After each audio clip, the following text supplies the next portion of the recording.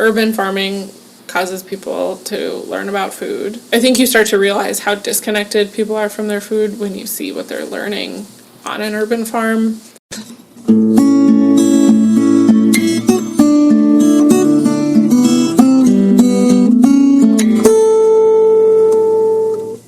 Welcome to the 339th installment of Ear to the Ground, the Land Stewardship Project's podcast on family farming, regenerative agriculture, community food systems, and local democracy.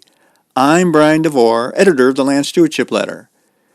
It seems like I'm running into the term urban farming more and more these days. Make no mistake, people have always raised food for their own consumption in city and suburban gardens, as well as in planters placed on the front steps. But I'm increasingly meeting people who are utilizing empty city lots, big backyards, and other bits of non-rural land to raise food that's sold through the CSA model at farmers markets or at a community farm stand.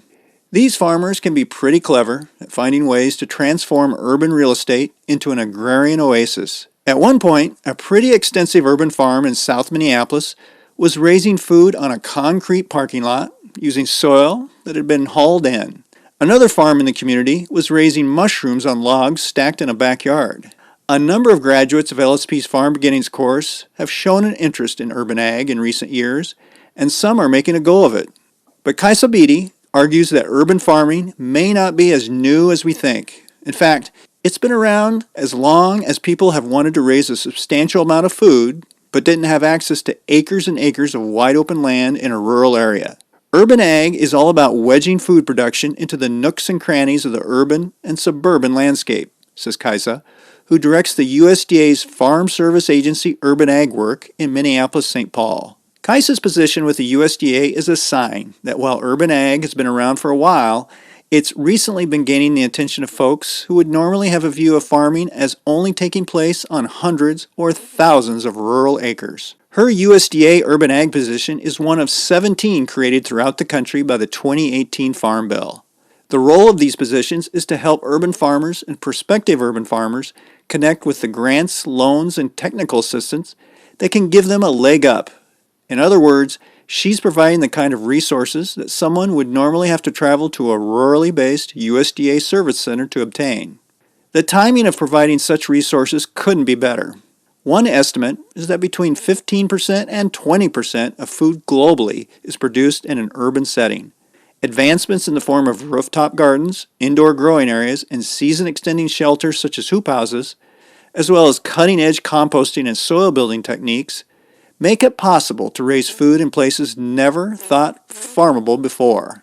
In addition, local municipalities, thanks to advocacy on the part of urban farmers and groups like LSP, are slowly becoming more open to allowing certain kinds of ag-related production and marketing to take place in urban and suburban settings. The COVID-19 pandemic made it clear to lots of eaters, institutions, and local governments the dangers of relying on a food system focused on intense consolidation and the transporting of goods over hundreds or thousands of miles. It's hard to gauge just how much urban agriculture is taking place in the U.S. today. But the latest Census of Agriculture reports that there are dozens of farms under 10 acres in Minnesota's Hennepin and Ramsey counties, which are the primary counties of the Minneapolis-St. Paul region. Kaisa says since the typical urban farming operation is growing vegetables on well less than 1 acre, that means there's lots of potential for bringing a little country into the city. I recently traveled to Kaisa's office in St. Paul to talk to her about whether urban ag is having a bit of a moment, as well as some of the unique challenges city farmers face, the resources that are now available to them, and the benefits of having tomatoes raised right down the block. We're going to talk a little bit about urban agriculture, but I guess I wanted to start out by just having you provide a brief summary of what we actually mean by urban agriculture. I'm sure when people hear that, different pictures come up in their mind, but what is it that how do you explain it to people when people are asking you about it and some of the things that you're seeing? Well, I suppose I like to say, you know it when you see it, but that's not that helpful of a thing to say. I mean, we don't have a formal definition here at FSA. They know, everyone knows that it's practiced differently in different locations, and everyone who's practicing urban agriculture kind of has to fit in where they can. And maybe that's like the best definition of you're practicing agriculture where you can fit it in the best. It's small space, it's in a location that has a lot of people around. You have to navigate being in close quarters with a lot of other, whether that's people or like other barriers, I would say. And so my personal definition is like the practice of agriculture that is growing food for more than just yourself in an urban setting. So that can look a lot of different ways, which does make it hard to define. For want of a better word, it seems like to me anyway, from what I've been hearing and talking to some of the people that take our Farm Beginnings class and some of the workshops I've been seeing and some of the stuff I've been reading, urban ag seems to be kind of having a moment a little bit. We're hearing a lot about it. I feel like the creation of your position, which is a new position here in Minnesota, is a indicator that it is kind of having a moment. It's kind of arrived a little bit. What kind of does the urban ag, you've been on this job for, I don't know how long. When 6 months. 6 months, okay. So, but maybe long enough to see what is kind of the urban ag landscape. What are we seeing here? I mean, how many if you have an idea, how many farms are we talking about? What kind of sizes? I don't know, just kind of give me a general overview. Yeah. What we're seeing here in Minnesota. Well, I kind of want to preface it by, I agree that it's having a moment, but for me, I feel like a lot of the research that I read, or if I'm like trying to find like documents to make the case for like why people should care about urban ag, like policy people, a lot of that stuff, like the research that I find comes from like 2012. Like I feel like it was published 10 years ago almost. Okay. And when I was in school, when I was in college, and 2013 was when I started college, I feel like we talked about urban ag a lot, and that was something that we talked about even 10 years ago. So I agree with you. It seems to be having more of a moment now, and I think that has to be because of COVID. I mean, people have been practicing urban agriculture for years. Right. Cities used to be food production centers because they couldn't be shipped far. So, as our food system has changed, that's changed a little bit. But I think people are realizing that the food system isn't working quite the way that some people, if it's not working the way you want it to, they're trying to fix that. Right. And that means growing food closer to home. So people have been doing that for years, and I think people are just kind of realizing, like, especially post-COVID, that's kind of what makes me think that it's having a moment. Is supply chains were so messed up during COVID, and people realize that they might need to provide for themselves a little bit. And I think people also have more time to get into gardening and food production, and so it was like a healing thing, I think, for a lot of people during COVID. And so I think there's just a lot of that realization from the pandemic shutdowns, that people are realizing this is actually a great thing to do, and I love doing this. And so now they're trying to figure out how to weave that into their lives a little bit more. Yeah, it's funny. I was reading a book a while back called "Food Will Win the War," and it was about the Victory Garden movement in Minnesota. But what struck me was how much food was produced around World War I and World War II and in that era in the Twin Cities, in Minnesota, in Minneapolis, in St. Paul, and all the way to community centers were providing space for people to process the food. It was really, and it was, like you said, because people couldn't transport, and the war made people realize, we can't be shipping food from overseas or whatever, and we need to be more self-sufficient kind of thing. So the pandemic maybe was another example of that a little bit. Yeah, gosh, wouldn't that be cool if community centers in the city started doing that again? Yeah. Everyone had a commercial kitchen. That'd be cool. But so that's kind of where I think that it's why it's having a moment. In my position, I'm one of 17 around the country, so they've kind of rolled out the urban service centers in phases. So there was a year of, it was authorized in 2018 by the Farm Bill. Every county has a county committee here in Minnesota, and so that was just a way to involve people in this new thing that they might not be familiar with FSA. They might not be know the resources that exist with FSA, and so that was phase one, and that happened across the country. And then this summer was the official opening of all 17 service centers. So Philadelphia has an office, New York has an office, Baltimore, Dallas, Fort Worth, Grand Rapids, Michigan, Portland. So they're kind of scattered all over the country.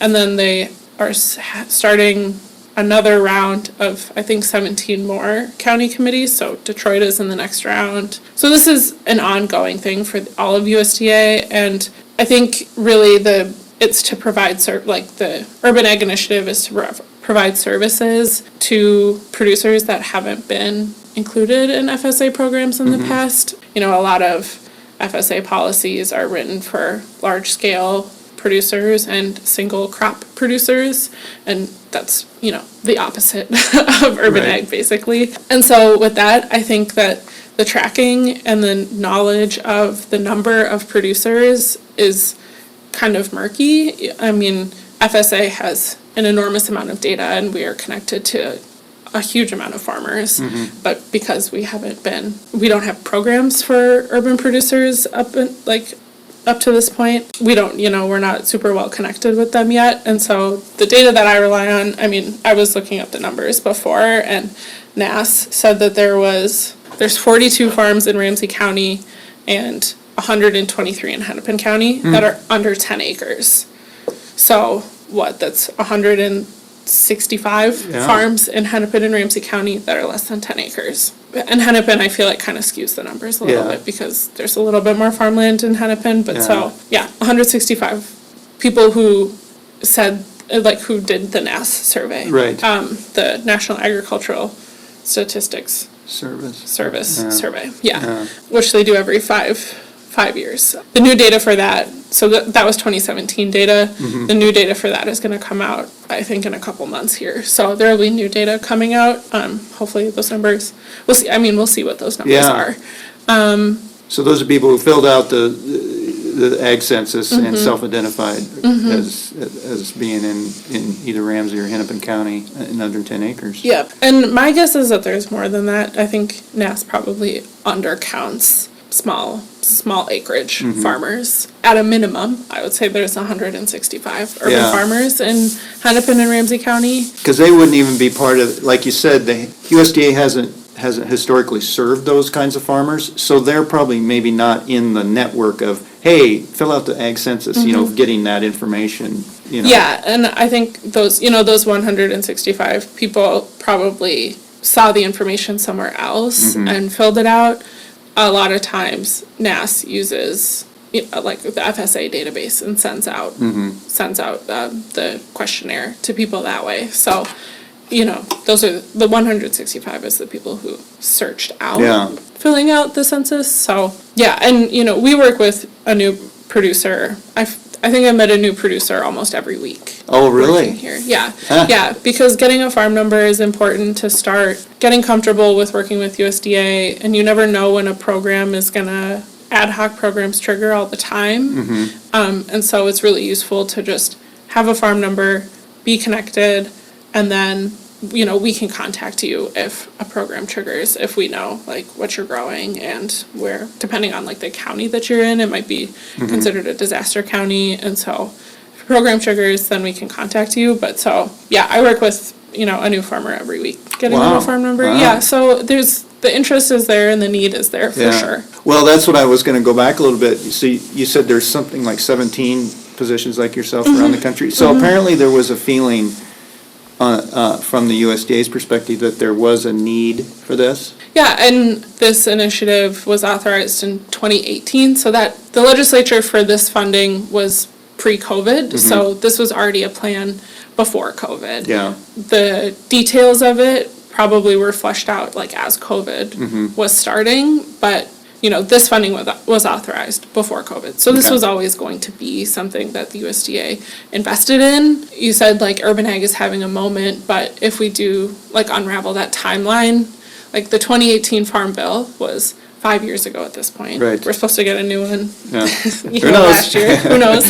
But so if you think about the time that came before 2018, all of that support, there was so much support building for urban agriculture before 2018. Yeah, it didn't just appear overnight. There had to be some demand or some feeling that we needed this in the years running up to that. Yeah, and so I think it's just, they say the federal government works really slow. And when I think about all the research that I was reading in college, that was 2012, 2013, that time period, probably all just, it builds up to that 2018 Farm Bill, really. Okay. So it's a long time, I think it's a long time in the making, Yeah, really, rather yeah. than like a flash in the pan, I suppose. So are you getting a sense, some of these folks that are contacting you and in some of the probably meetings you're attending and workshops, I'm sure it varies a lot, but you're getting a sense of kind of the face of this, is this, I think maybe one of the, some of the conventional wisdom is, particularly a lot of the media attention to urban ag is people of color are really interested in it, that's something that, it gains a lot of attention, just because it's like, oh, we don't really, we think of the face of agriculture is the white middle-aged farmer or whatever. Is Yeah. that somewhat true, or what are you kind of seeing? Yeah, I think that's true. I think rather than phrasing it as people of color are seeing an interest in it, it's people of color have been doing this because they haven't been able to access land in large scale, they haven't been able to access acres and acres of land. And so they're the ones practicing it and figuring out how to grow on a quarter of an acre, a half an acre. I mean, like Detroit has an amazing scene, and because there's so much land available in Detroit. Right. People of color have been doing it because this is where they can grow. And urban farming is a good training ground. I don't want to say that it's not. I want there to be urban farms for years and years, but I think people, once they do it on a small scale and they're doing it here, they're like, okay, maybe I want to grow on some more land. So then they move on to growing on larger parcels once they figure out their farming routine. But I do think, yes, it's more diverse than the average farmer in Minnesota, but I think that the people who are practicing urban farming are more defined by them being beginning farmers. It's people who are just figuring out how to grow because they love it, not because they have the training, not because, it's probably in their family in some way, but it's not like their parents were farmers by trade. They just had a garden in the backyard and now they're doing it on more of a denser scale than just gardening. Yeah. So I would say, for me, I define it's more just people who are teaching themselves and have this drive to learn how to farm, that they're growing in anywhere they can because they just really love to do it. Yeah, and if they grew up on a farm, maybe more likely they would be out in a rural area on that farm. If they live in the city, but they have a background, maybe grandparents or whatever, but they don't have access to that land anymore, then they're just trying to find access wherever they can get it. Maybe it's the empty lot next door or whatever, their backyard or whatever. Yeah. So the folks that are contacting you, what are they contacting you about? What are they looking for as far as from your office? They are looking for financing, grants, loans, and then technical assistance is another thing that we're helping farmers with. And so that's all the Natural Resource Conservation Service. NRCS provides all the technical assistance. FSA is all financial and record keeping kind of. Most people right now, they want a high tunnel, they want better irrigation, they want to dial in their farming practices and have better systems. And so NRCS is great at that. It's a free service that there's an NRCS agent in basically every county that you can contact, and they'll come to your farm, they'll help you with your irrigation system, they'll help you with your soil fertility, and then also if there's any other resource concerns that you have on your farm, they'll talk you through everything. So major plug for NRCS. They're a great service. Yeah. And there are urban soil conservationists also around the Twin Cities. So there are people who are dedicated to.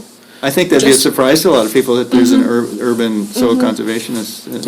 Yeah. So we have, I think there's 6 at NRCS that are specifically focused or have the urban portfolio, and there's trainings being done at NRCS to teach them about urban farming because it is new for a lot of employees here. At FSA too, it's a new concept for people. So training has to be done to get people to realize there are constraints to urban farming, but also just the amount of production on such a small scale, I think is really eye-opening for people who work at FSA and NRCS too. But yeah, plug for NRCS because they're great and they're really helpful. So that's kind of the main, people want help funding their operation. And so at FSA we have beginning farmer loans, we have farm ownership loans, and then farm operating loans. So you can come in and get a loan. That's a whole conversation, and you need to have a business plan, and it has to be a business, and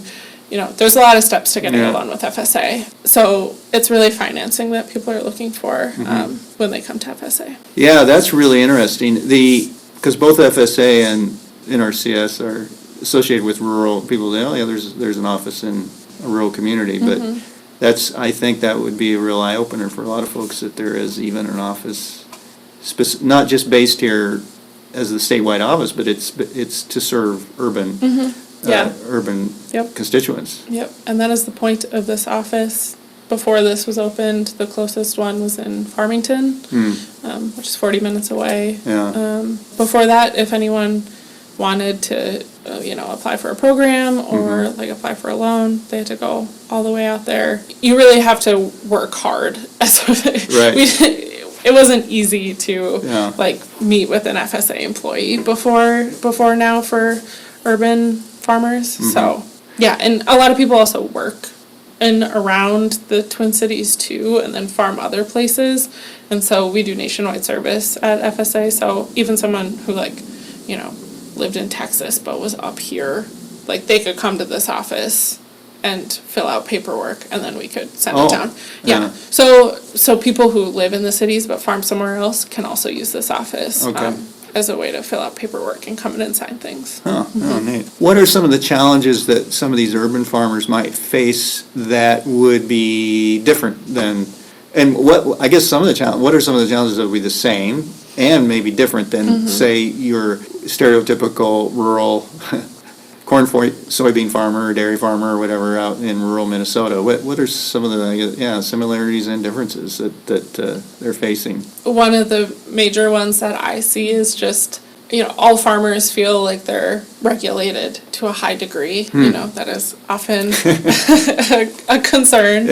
But I think that urban farmers are more controlled than rural farmers. The land that they're growing on, often they don't have long-term tenure on it, or it's the possibility that it could be purchased by someone and developed is imminent all the time for most farmers here. They're leasing land from someone else, and then it's the next highest bidder, and that land is taken out from them. So I think land access and land security, but then also once they're growing on the land, they don't have access to water in the way that they need. They can't get a well. They have to use city water, and the city controls that. They can't have any nuisance complaint. Their farm has to look beautiful and nice, and they can't have dirt piles all over the place, because someone's going to complain. They're just around a lot more people. And so the eyes on them, it's just a higher percentage. And so I think that was to distill it, is they're just a lot closer to regulation, city regulation and city involvement. And I think cities, not to put city government workers on blast because they're doing their job, but urban ag is not seen as the highest and best value for land use here in the city, and so there's a constant, they have to prove that it's worthwhile to do what they're doing, and it's not just I'm playing in the dirt, I'm growing food for people that live here, and they come and buy my food, and that it's a worthwhile thing. So I think rural farmers don't always have to prove that in their communities, but I think here in the cities, urban farmers have to prove it a little bit more of why they're doing what they're doing is important. I mean, I think most people probably agree with them, but I don't think that the regulations and city ordinances and codes support that in a way. That's a super good point. With the highest and best use issue, in that land access is hard for all beginning farmers, no matter where you are. But there's that extra pressure in an urban area of, even if you do have access to an empty lot or some extra land, the feeling is probably on the part of the city and the community in general is, well, this is temporary. You can grow some vegetables here for now, but eventually we're going to develop this. We're going to put a parking lot here or whatever. So that's extra pressure right there, is you feeling you're very temporary. You're not seen as a viable economic presence in the community, or like even a social presence. You're just seen as just a way to use this land temporarily until we can really use it for what it really should be used for, kind of thing.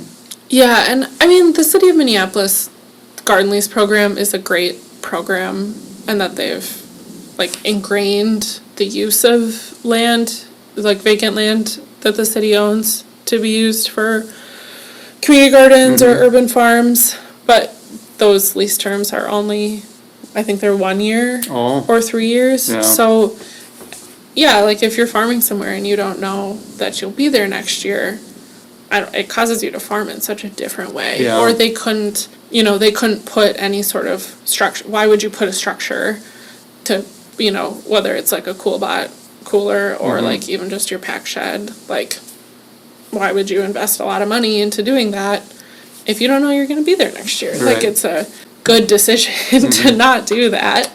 But that's obviously in conflict with how we view, successful farming. So Yeah. I think it just causes it causes farmers to farm in just like in hard mode. Farming is already hard.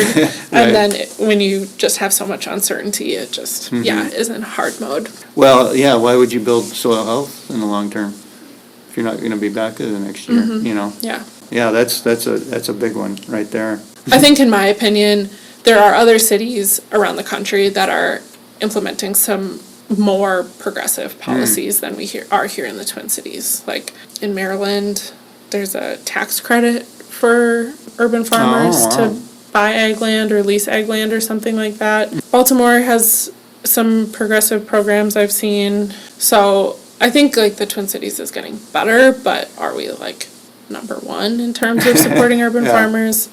Not in my opinion. Yeah.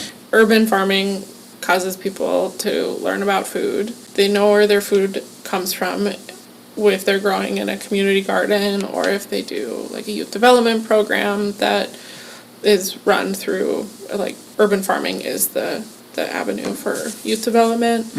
Connection to people, I think, is a really important, most people are not on these urban farms alone. They need other people to do it with them.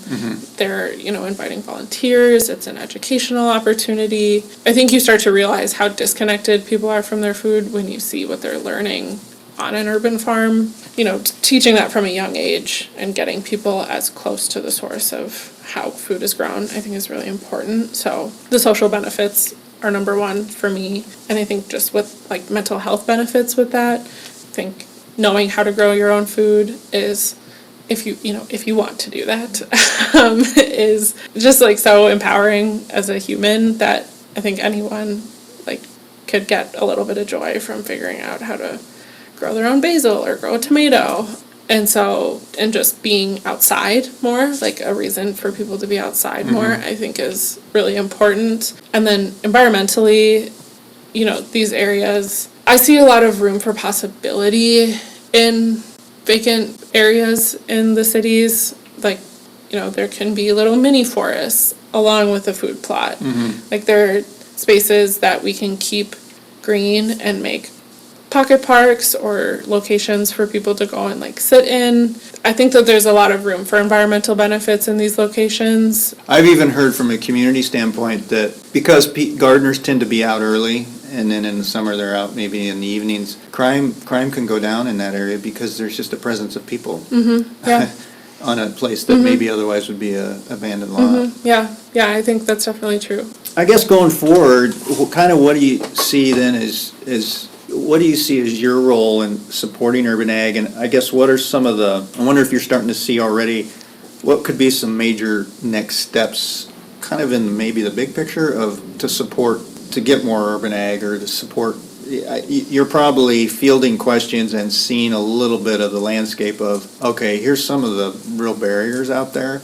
Have you thought about that? What could really help going forward, either from a policy perspective or resource perspective or whatever. I would love for the next farm bill to come out. I think that I feel positive that there's going to be some new changes in the next farm bill, just based on the legislative efforts that I know are happening and the listening sessions that different, like the Senate Ag Chair and the House Ag Chair have done. I feel positive that there will be changes to it. Because they're hearing from urban farmers.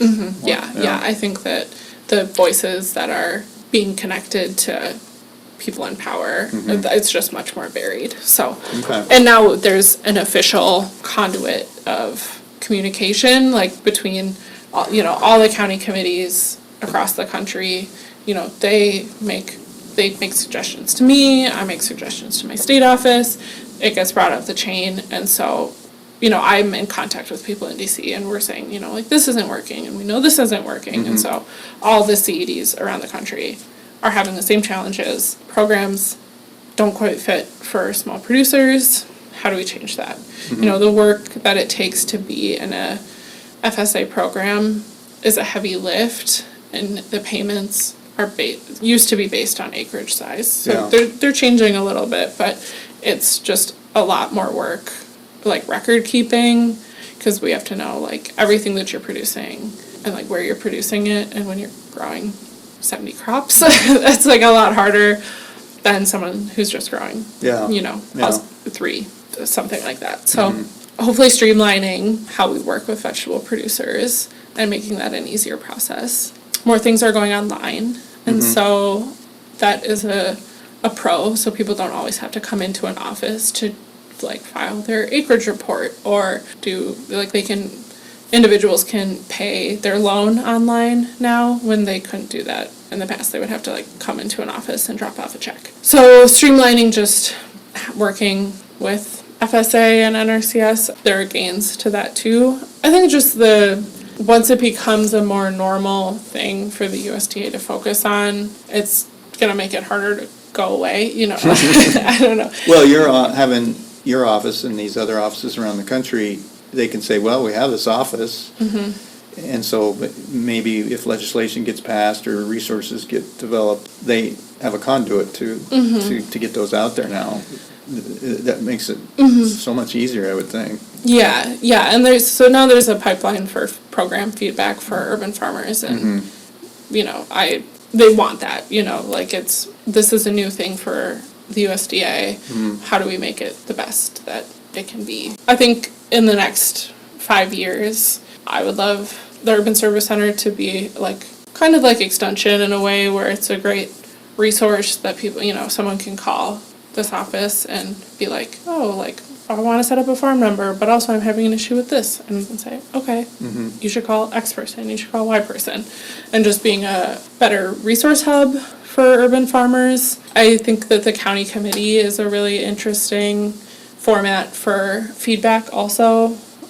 We have 3 members who are elected, but we can also have open meetings that the public can attend, and we talk about program things here during our county committee meetings, and it can be an avenue for feedback also. So there's a lot of possibility in the next 5 years. How optimistic do you feel about this becoming more of a presence, I guess, in kind of really helping provide local food and being a long-term presence in a lot of these communities? Do you feel like it's just too early to tell, or are we starting to see enough interest and enough resources to back it up that maybe it could really move forward a little bit here? I think that there's a lot more interest from people who want to grow food in cities, and I think like the financial side has been so hard for so long that I think there's enough people who are like, screw it, I'm not going to go try and find land. Like, I'll find land closer to home.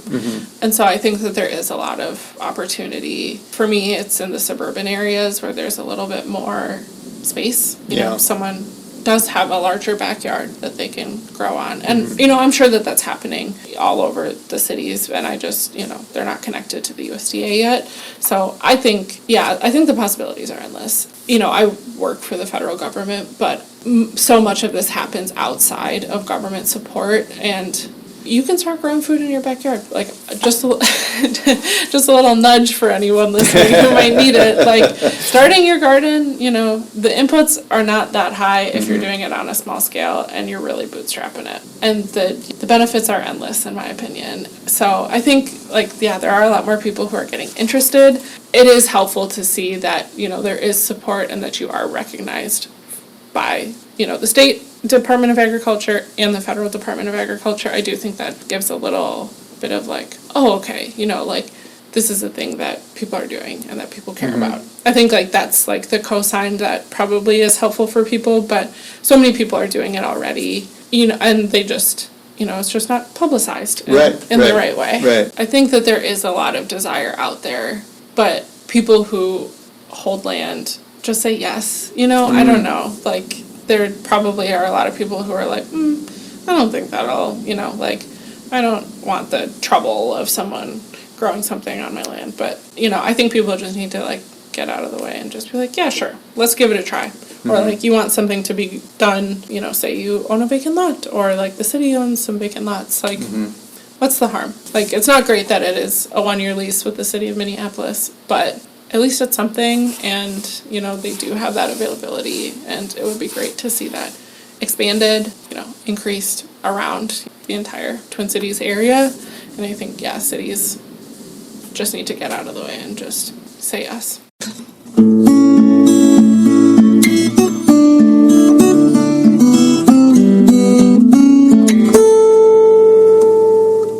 For resources on urban agriculture, including ways to contact USDA Urban Ag Service Centers, see the podcast page for Ear to the Ground episode 339 at landstewardshipproject.org. If you have comments or suggestions about this podcast, contact Brian DeVore at bdevore at landstewardshipproject.org, or you can call 612-816-9342.